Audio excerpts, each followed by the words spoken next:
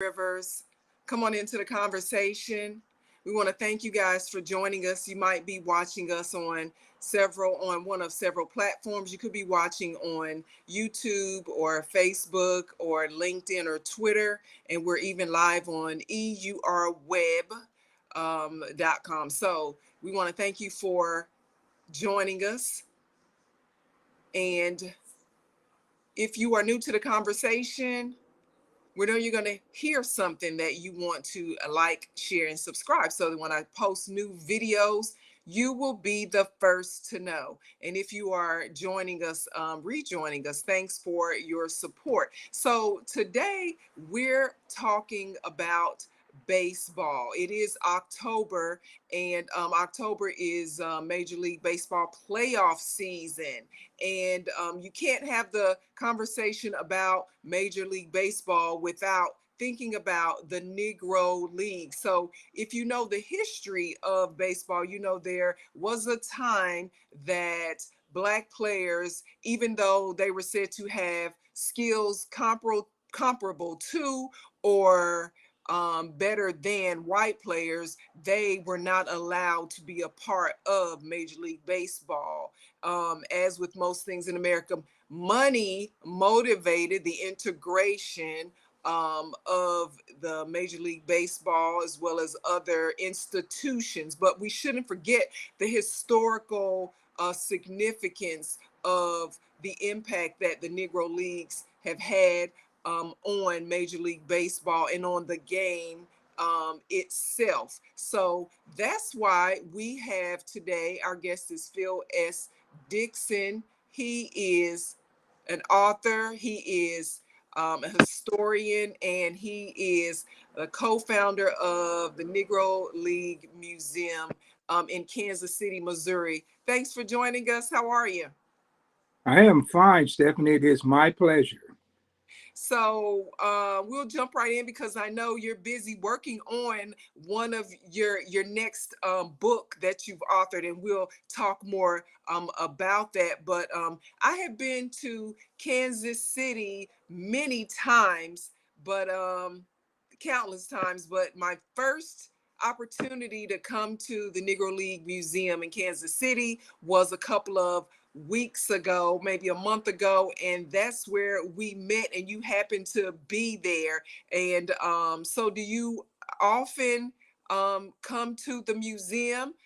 Because I was excited to be there, one, to experience the museum, but to meet you as one of the co-founders was there was something I didn't expect. Yeah, first, So I think his signal dropped out. So we will wait for him to come back. Now, while we're waiting for him to drop back in, if you want to be a part of the conversation, I can put the link in the chat to tell you how to do that. But now, if you've never been to Kansas City, while we're waiting for him to come, if you've never been to Kansas City, there is an area of the city called 18th and Vine. Now, that is Kansas City's version of Black Wall Street. Most people know about Black Wall Street and in Tulsa, Oklahoma. But you know what? There are a lot of Black Wall Streets across the United States that don't get the recognition that the Black Wall Street in Tulsa, Oklahoma has gotten. And that's not to say they don't deserve it, because they do. There are a lot of people who went west away from the South. They went north away from the South after the abolition of slavery, and they started their own influential, their own successful Black business neighborhoods and Black business districts. And so that's what happened and why they call it Black Wall Street. So let me see if Phil is able to come back in. I guess he's working on it. But in the meantime, while it was important for me to go to see the Negro League Baseball Museum, because I'd heard about it several times when I in my travels to and around Kansas City. But based on different things that were going on, I was unable to be there. So we had Phil joining us back. I know you're having those internet problems. So what I was just saying, I just talked to the people about how 18th and Vine, the district in Kansas City, is Kansas City's version of Black Wall Street. A lot of people know about Black Wall Street in Tulsa, Oklahoma, but most areas of the West, when Black people migrated to these areas, they created their own version of Black Wall Street. Is that why you chose this area to be the location for the museum? Yeah, well, the Vine Street area, of course, is historic all over the world.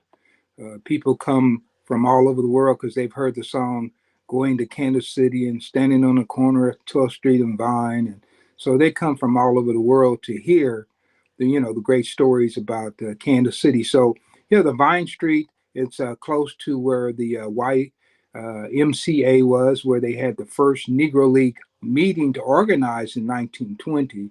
So Kansas City was just a great location, and because I'm from Kansas City, of course, I wanted it in Kansas City. So we know that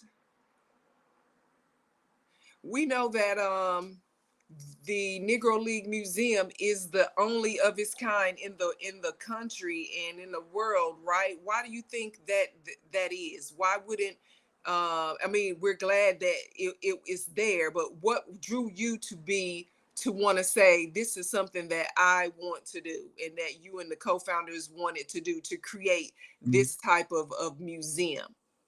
Well, I was a lifelong baseball fan. As a kid, I was one who collected baseball cards. I played baseball, and then I traveled extensively too as a musician as well as an athlete. And so when I began working on the Negro Leagues, quite naturally, it's my home, and I knew the importance of Kansas City in the whole baseball story. And it's really, if you really get technically, there's probably three places that I think, or at least I used to think, would be great for a museum, and that was Chicago and New York, and of course Kansas City. And me being in Kansas City and there being some other good people around me allowed us to create it here. And that's, the rest is history. And there are some different people trying to do some things now. The Negro Southern League Museum in Birmingham is up down there, and there's a museum, smaller museum in Baltimore, but not a lot of museums are dedicated to the Negro Leagues. And you know what? I been to the National African American Museum in Washington D.C. And I've been there, but I was unable to make it through the whole all of the different displays because it is so big, and I do need to go back.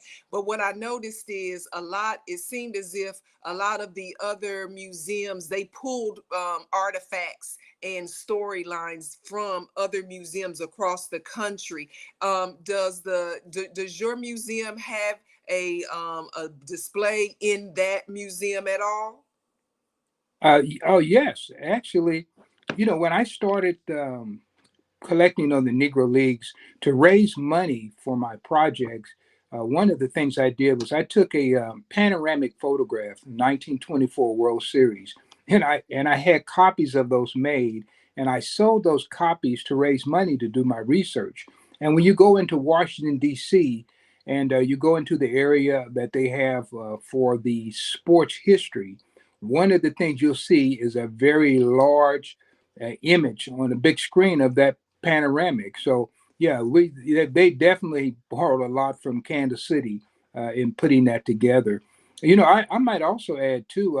When I went to the National African American Museum of Washington D.C., 2 weeks later, I went to a museum in Detroit, and it was pretty outstanding too. So it's an African American museum in Detroit that I would also encourage people to see. It's not as crowded. They give great tours.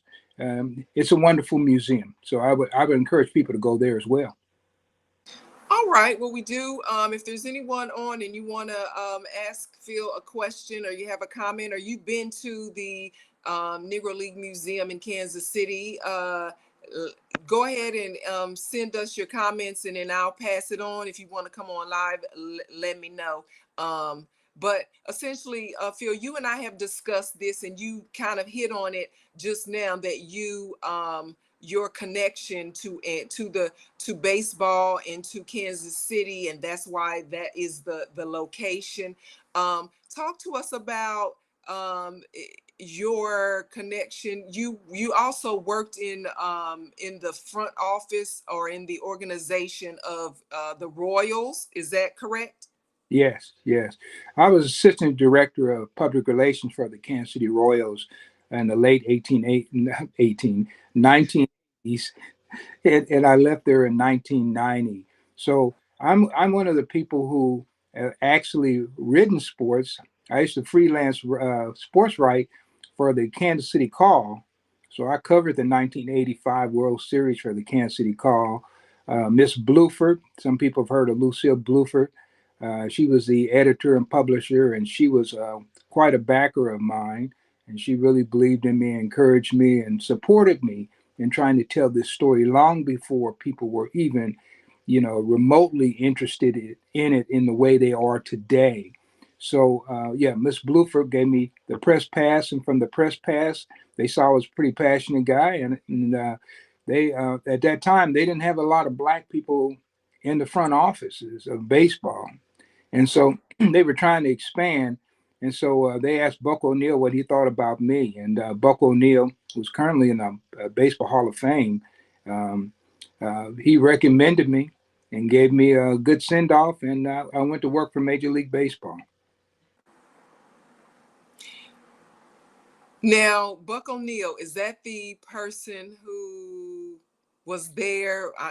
And you know what? I had intended to put up our pictures, but again, I'm using my tablet, so I'm kind of having a hard time dropping in additional visuals. But Buck O'Neill, is he the person who is also a major former Negro League player and is now with the Houston Astros? No, no, no, no. Buck O'Neill was he was a former scout. Actually, Buck O'Neill was the first Major League Baseball coach. So the first time a black guy stepped on the field as a coach, it was John Buck O'Neill, 1962. So, but John Buck O'Neill also lived in Kansas City. He was a great supporter of mine early on, way back. And so when I began to talk about the ideal of the Negro League Museum, and there was actually a push to put the museum in Kentucky, and I went down Kentucky. I drove down to Kentucky, and I saw them what they were doing down there. And I came back. I told Buck and some other guys, Horace Peters, and I said we can do this here. And that was the beginning of getting the museum there. And when we signed the incorporation papers, Buck was the oldest person who signed the incorporation papers, and the youngest person was myself. And so, yeah, Buck is instrumental in the museum as well. And some people actually call the museum Buck's Museum, but it's a little bit greater than that. Now, today's terminology, the term these days is DEI, diversity, equity, and inclusion. And they are using that term to to reach out to for community outreach, is what some people used to call it. When you were hired with the Royals, how did the organization and you see your role in that? What was your goal for being a part of the Royals front office? Yeah. When I came in, they didn't have like a community relations person or whatever. We were just called assistant director of public relations. So we had to wear different hats. One of them, which I was doing this morning, is when the game was being played, I would sit at a computer and enter in statistics. So I was doing statistics at the same time. I would go out and give lots of speeches about the team and the team's progress. Spoke to a lot of Rotaries and Kiwanis and at schools, that kind of thing. And so, um, yeah, I was able to kind of hone some of my speaking skills during that time.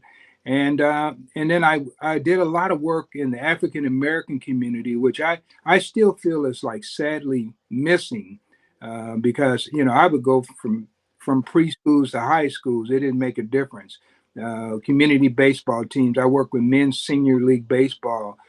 Just anything I could do to help make baseball continue to be our national pastime. And I always knew everything didn't start at the big league level. It starts at the street level. And so that's where I take my history, even today, as I go speaking on Negro Leagues.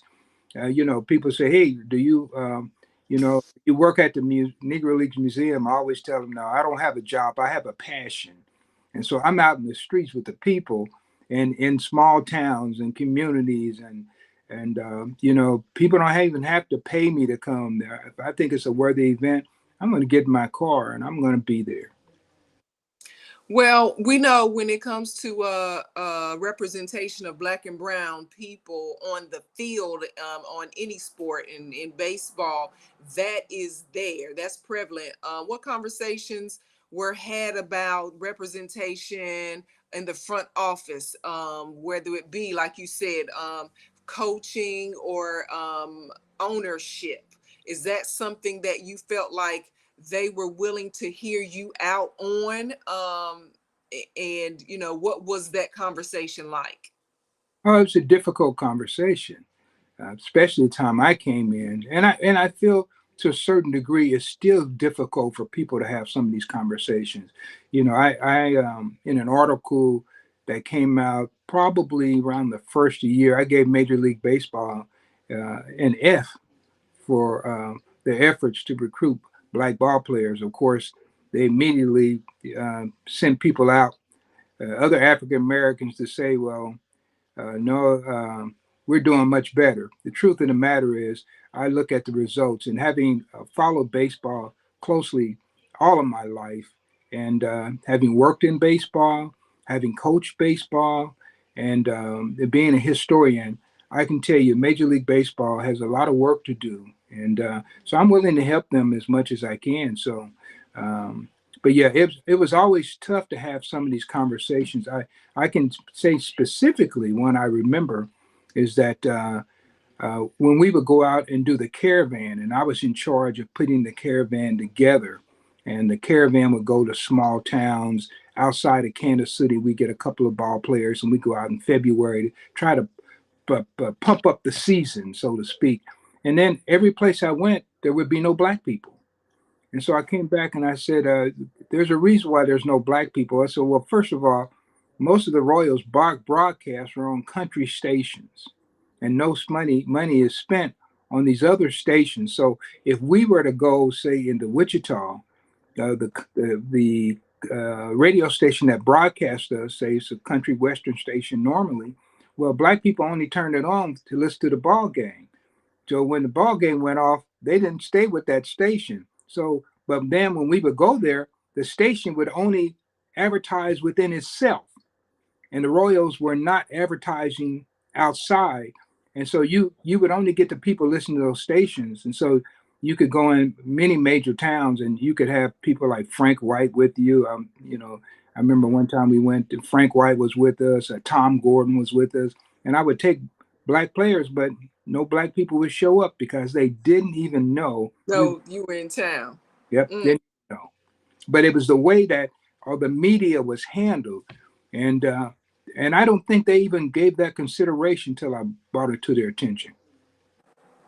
Which is the reason why DEI should be on everyone's mind, is because we already know money is a factor in business, and so good business is in making people feel included on every level, so that they do feel better about giving their dollars and their time, and feeling like people who look like them. It's not just about the dollar, but it's about them sharing in all of that.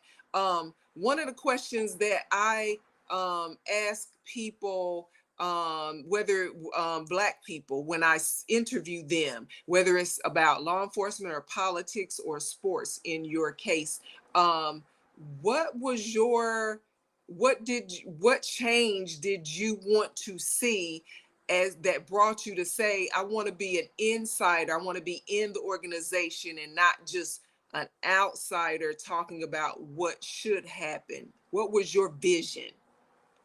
Wow.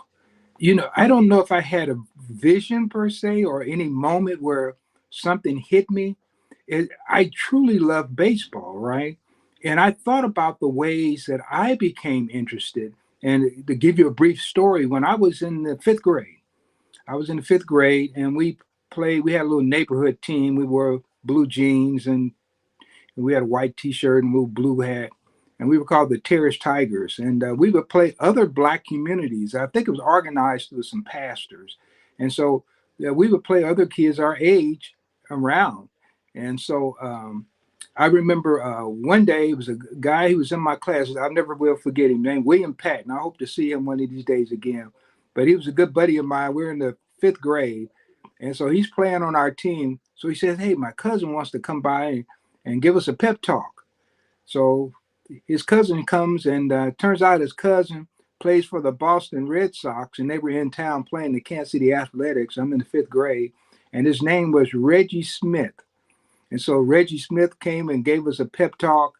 And that year, the Red Sox went to the World Series. Now, I'm just a fifth grader, but I'm sitting there watching the World Series, which, by the way, I saw the World Series at school in an all Black school. They put the World Series game on because the World Series came in the daytime. And evidently, my teacher must have been a baseball fan or something. She said, "Get your assignments done. We can watch the baseball game." So they turn on the baseball game, and there's Reggie Smith, who I just met. I don't know anybody on TV. I don't know. Yeah, I mean, I'm just a kid growing up in the urban core, and there's Reggie Smith, and I see Reggie Smith, and all of a sudden I'm locked in. And shortly the next year, I joined what they call Coaches Council. Coaches Council was set up by Bubbles Kleiss. He was a former boxing instructor in Kansas City. He was strongly involved with the Golden Gloves, and he thought that sports would be a good outlet for young people. So I joined up, and they had a bus that would come and pick us up. And at that particular time, they would take us out to the Southeast Field House, and some Kansas City Chiefs players would come by. And then I met my first Kansas City Chiefs player, which was Fred Williamson. He came by and he was showing film of the 1966 Super Bowl when they had lost Super Bowl one. And so now I'm seeing Fred Williamson. Of course, Fred Williamson goes on to be great in movies. And see, but me touching and seeing these people in just ordinary settings helped me a great deal. And finally, the last thing I can mention is that uh, the first time I went to a baseball game, I went by myself, and I enjoyed baseball. No one in my family liked baseball. But some reason I just gravitated to this game. And so I went to the Municipal Stadium, which was our Major League Stadium in 1969. I couldn't get anybody to take me there in 68. 69, I think I was maybe 12 or 13 years old. And we had moved to Kansas. I rode the bus, two buses, to go to the baseball game by myself. I go into the baseball game. I know no one. But remember, I collected baseball cards, right? So I knew the faces of all the players. So I went and I didn't know anyone, didn't know anything about the park. I've been watching on a black and white TV, and I walked in. I saw how beautiful the green grass was. Man, it was just like here I fell in love again with the park. And then after the game, instead of leaving, I found where the door of the players came out, and I asked them, "Can I carry your luggage to the car?" And all that stuff. So I got a chance to meet Joe Foy and who else? Pat Kelly was on that team. Bob Oliver. This is in 1969. So I'm really touching these people, and all along the way they touch me. And so all of these people can be thanked for the Negro Leagues Museum being there today. their names will never come up. But by touching people who touch other people, who have ideas and who want to do some things, that's what made me a genuine lover of this baseball game. And I just knew I had to be a part of it because I saw so many things that I just knew were were done incorrectly as far as the question of race. So that two questions. One comes out of what you just were talking about. So I'm going to throw them out there before I forget. But Go one ahead. was when I was there for the visit. I know that the Houston Astros were in town because they were going to play, I guess, the Royals. So is that something that you or the museum does? Is when other baseball clubs come into town, that's one of their stops, is to come through to just acknowledge, and so they can see and maybe come back and tell others about the museum. How did that happen, that the whole team bus was there to do the tour? Well, Dusty Baker is a big booster of the black baseball experience, and so when he comes in town, he gets players to come because he wants them to see some of the heritage that they are involved with. And when you come to the Negro Leagues Museum, it's just not for black players; it's for anybody who ever played baseball. It's like if you go to Hall of Fame, it's not, you know, the Hall of Fame was established in 1938 and didn't get a black person in there till the 1960s when they put Jackie Robinson in. But it was still the National Baseball Hall of Fame. If you were interested in baseball, that's where you went. And so Kansas City also serves that. But Dusty Baker comes to the Negro Leagues Museum almost every time they come to Kansas City. Interesting thing, I had a chance to talk to him this time and ask him, he's from California. I said, hey, did you know Chet Brewer?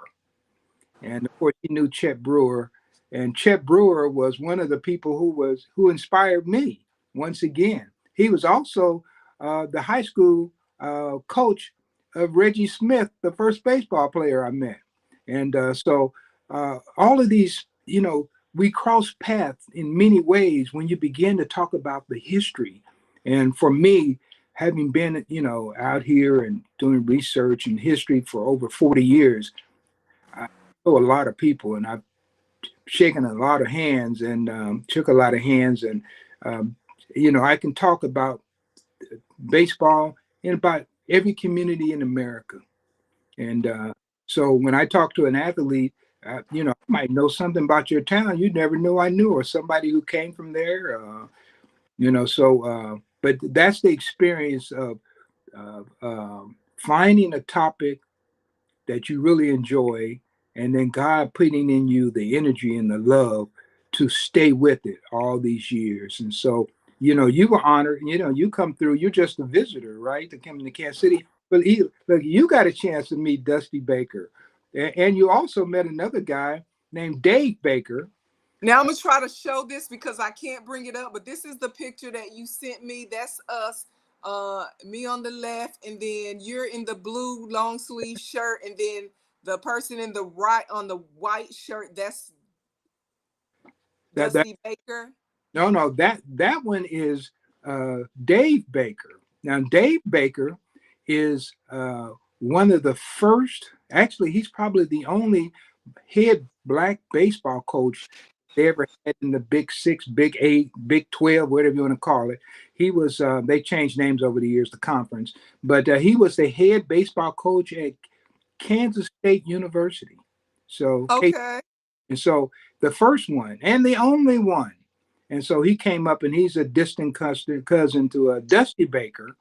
And so Dave Baker came up, and you got a chance to see Dave. And, Dave is old enough. He just turned 80 years old, right? And Wow. in 1964, he caught Satchel Paige.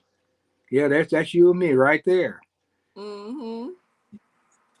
So, and then I wanted to, one of my other questions was about when you were talking about your experience with seeing, your friend said my cousin, and then you ended up saying, wow, this is like, he's real, he's on TV now.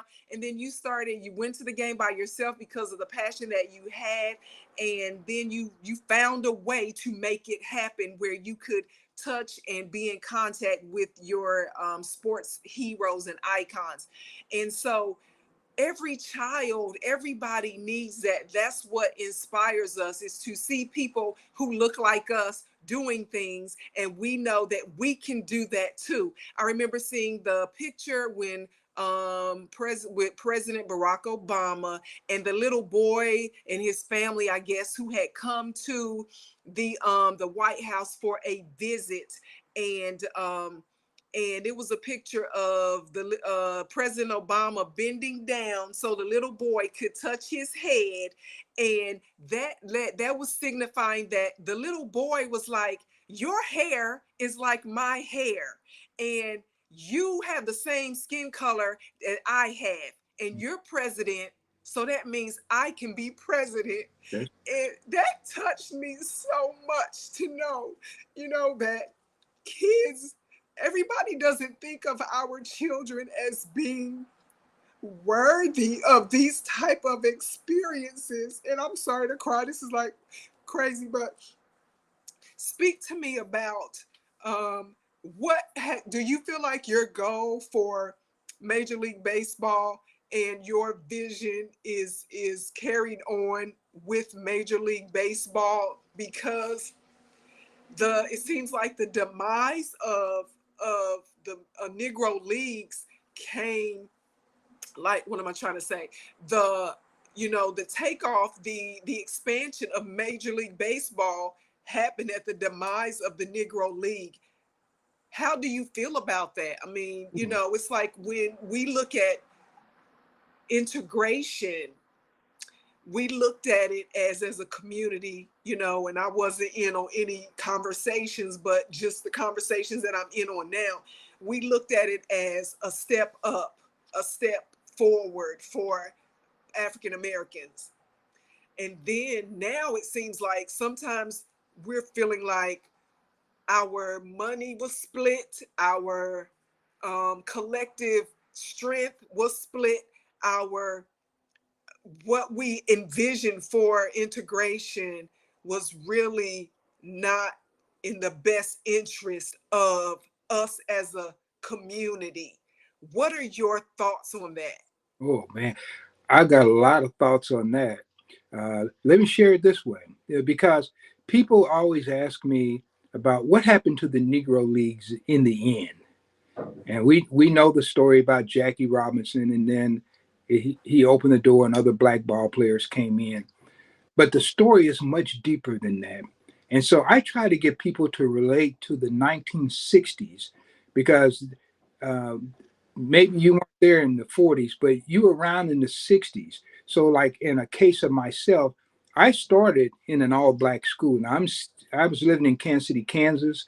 Originally, I went through the first through the third grade, and I ended up going to Dunbar Elementary School. So I'm going to school at a school that's named after an African American. First, to start with, Paul Lawrence Dunbar. So I'm learning about him. Then we moved to Missouri. Then I go to Phyllis Wheatley. So now I'm going to another school that has a black surname, Phyllis Wheatley, the great poet. So I'm learning about these people all the time. But when I got to high school, after I think I had one white teacher till I got to the 10th grade. Never had a white student in my class ever. Then we integrated. And then I ended up going to Wyandotte High School and not to Sumner, which was the black high school, because we moved. And so what I was able to see is the mentality that people had in the 1960s. And that same mentality, when you kind of touched on it, is that, okay, I don't have to shop this black shop anymore, because now I can go in these stores, and where I'm used to not be able to try on a hat, now I can go and try on a hat, and I don't have to make my own hat. Black ladies have started to make their own hats and all these kind of things. So we could live in certain neighborhoods. We don't have to live in that neighborhood anymore. We don't have to buy from these stores. We don't have to buy from this individual. We don't have to buy our cars from him. And so what happened is we left our own culture. And then when you get 40 years down the road, people start to ask the question, did we sell ourselves out? And the answer is we sold ourselves out pretty much the same way that the Negro Leagues sold themselves out in the 1940s for the same reason. And so if you just look at the experience of integration and urban renewal of the 1960s, you know the story of the Negro Leagues. You just have to put it together. It's the same story done all those years. But guess what? A lot of us live that story. There's a lot of people who are alive who went to all black schools just like myself. And we know that story. And then when you go to college, you know, a lot of people, instead of going to the HBCUs, they went through the same thing. Athlete comes along and says, hey, now I can go to University of Nebraska. I can go, I can go to Clemson and I can go there. So why do I need to go down to Grambling? And guess what? Not only athletes, some people chose not to even send their kids. And now I can go to Central Missouri. I can go to, some school in Illinois, right? In Galesburg. So why do I need to go down south? And for me, over the years, I kind of learned better than that. So I have three children that are HBCU graduates. I have a Langston graduate, a Fisk graduate, and a Howard graduate. And I tried to really not just learn from these lessons. I tried to instill those lessons into my children so that they will do the same thing for their children. So yeah, I've been a big booster of HBCUs and those kind of things. But all of this stemmed from baseball. And I might mention, you probably heard me say I was a musician.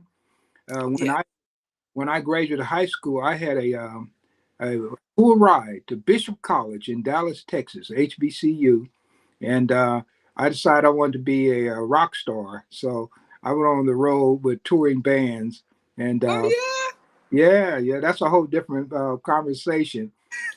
Traveled the country and saw a lot of groups came in behind people like Joe Tex. I don't know if you remember Joe Tex down in Pensacola, and um, I'm trying to think. We one time we were in Asheville, North Carolina. We came in behind the Commodores, who had one hit. Ran into Confunction down at the Rosewood Club down in Memphis, Tennessee.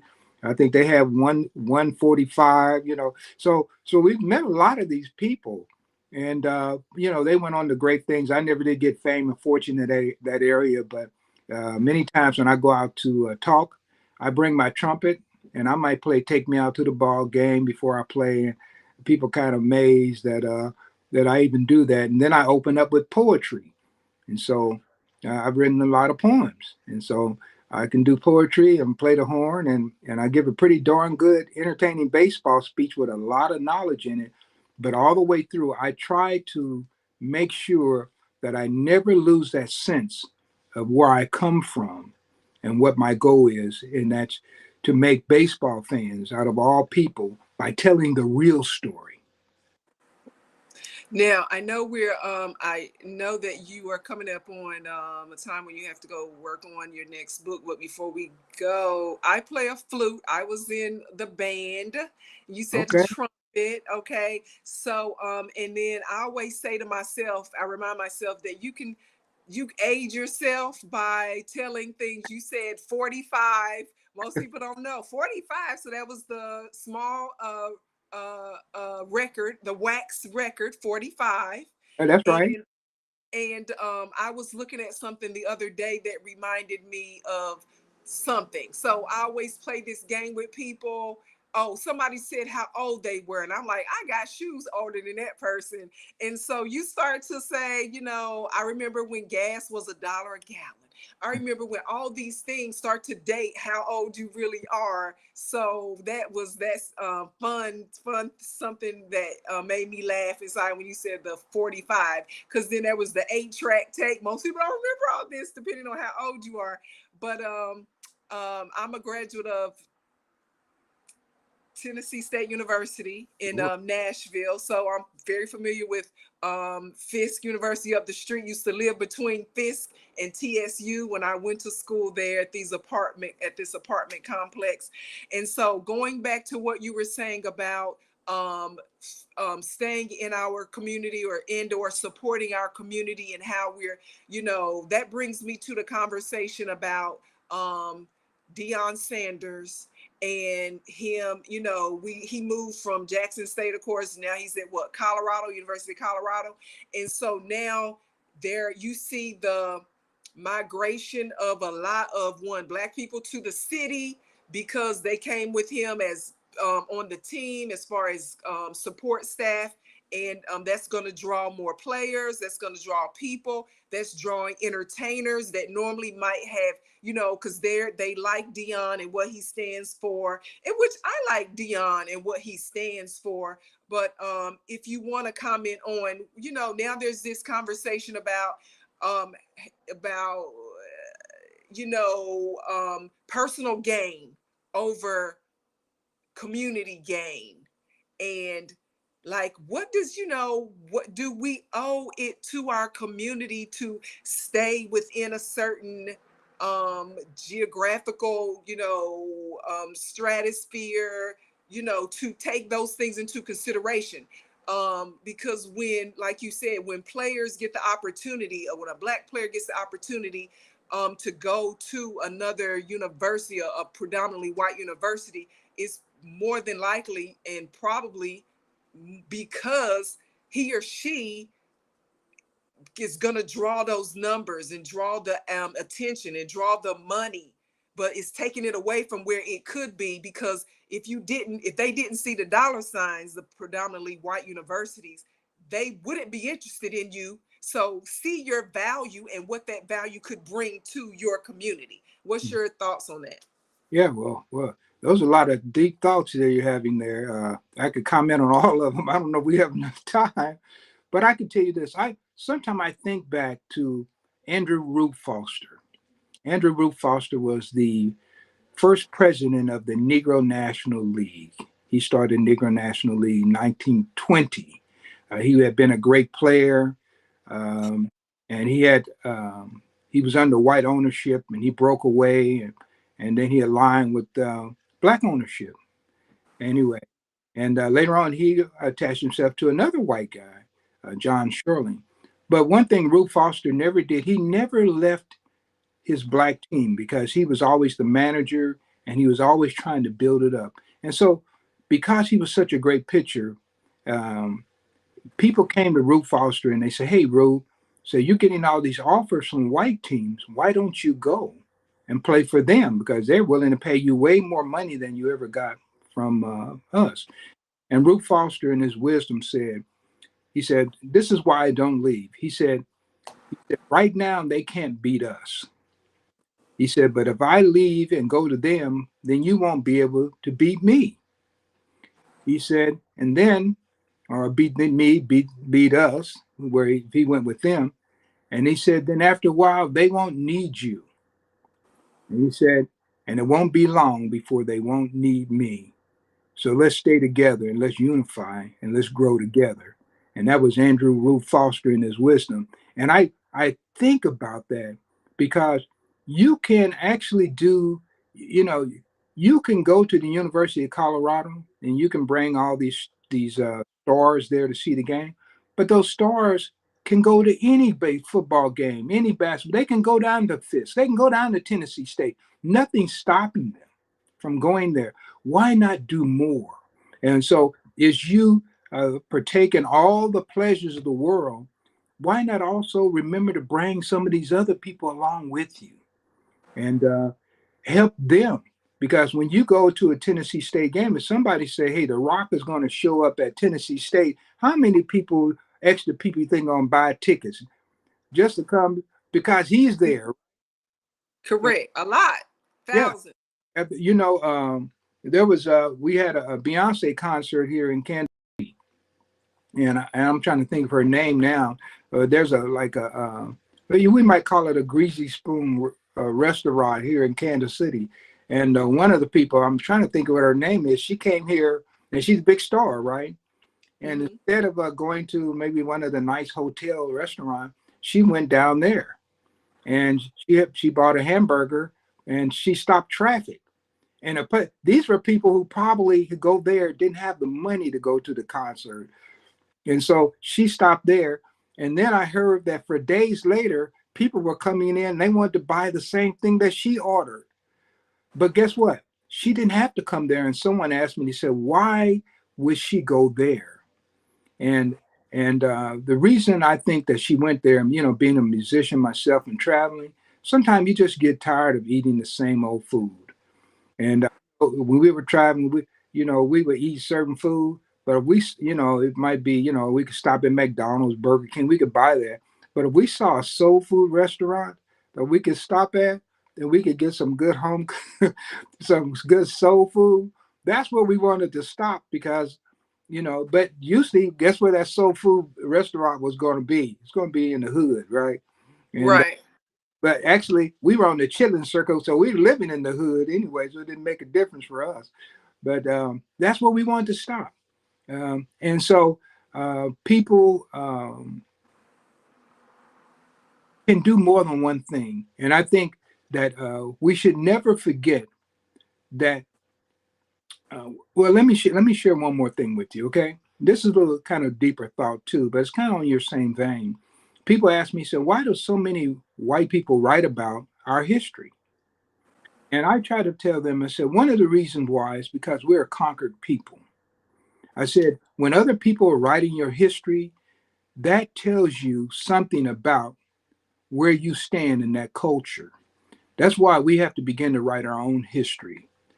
And so as a conquered people, if you don't realize that's what we are, you don't function the same way. So we have to continue to build ourselves up, encourage our young people to show them ways and outlets for all the things they want to do by looking forward at the same time, bringing people along with you. Not necessarily looking back, but never hurts to look back. I look back all the time as I'm doing history, but I'm also always looking forward and always looking right around me to see who I can bring along. So one of these days, I'm going to run into a young kid who is like myself. And I always look for that young kid who was like myself, who was 10 or 11 years old. Their family wasn't interested in baseball.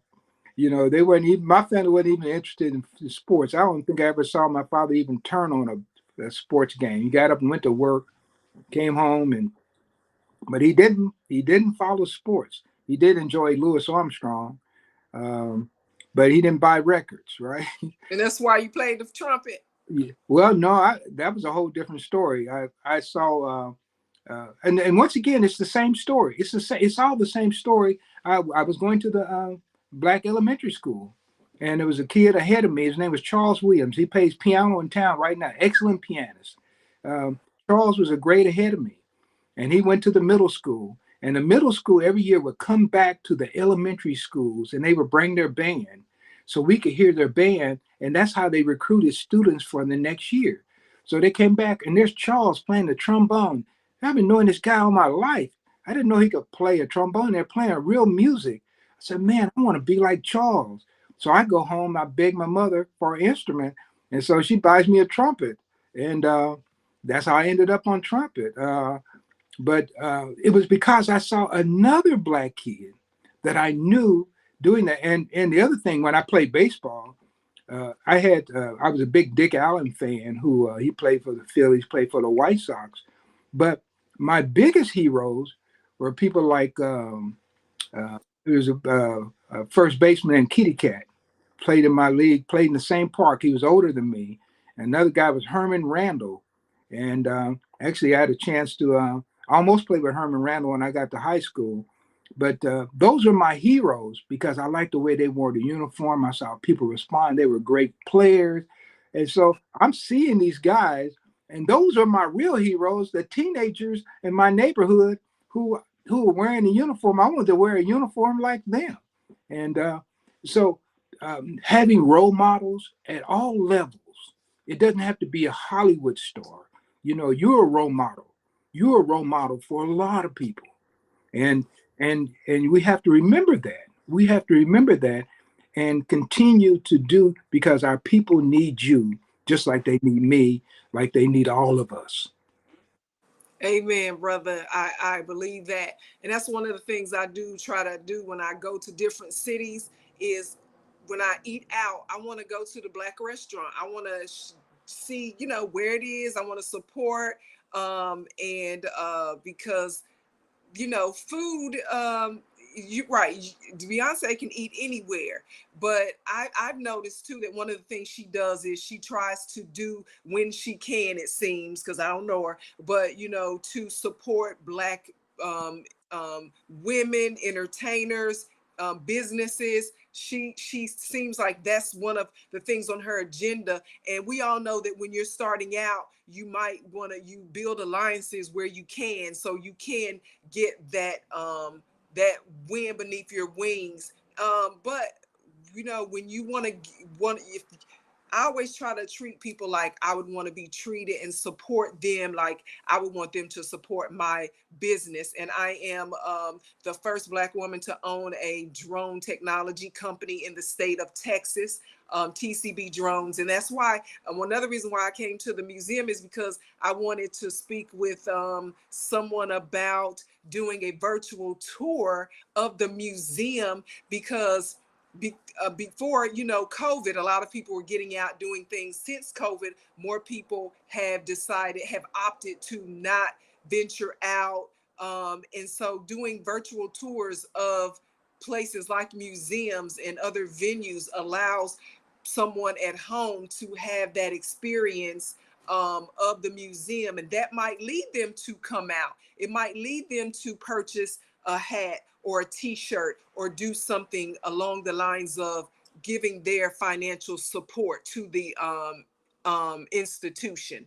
And so that is what, as we close up, I want to let everyone know, if you stayed this long, that if you email me at info@steffanierivers.com and go to the written version of this podcast, this journal is going to be on eurweb.com. If you go to that and email me and tell me that you saw this interview, and let's see, what can I ask you? I want you to answer this question. What instrument does Phil Dixon play? Did he play when he was traveling in the bands? And what instrument did I play? Do I play? If you answer those two questions, and you are the first one to answer those two questions in the same email at info@steffanierivers.com. There's my name. So it's info@steffanierivers.com. Then you will win one of two of these Negro League Baseball Museum hats. And so I'm going to close out, and Phil is trying to come back in. And as he's trying to come back in, Phil, I don't see you. I can only maybe hear you. But at any rate, we are closing up, and I'm going to give away a hat to the person who emails us. So we want to thank you for joining us. And to find out more about the things that I care about, you can go to the written version of my journal. It's at eurweb.com. Thanks, and have a super day.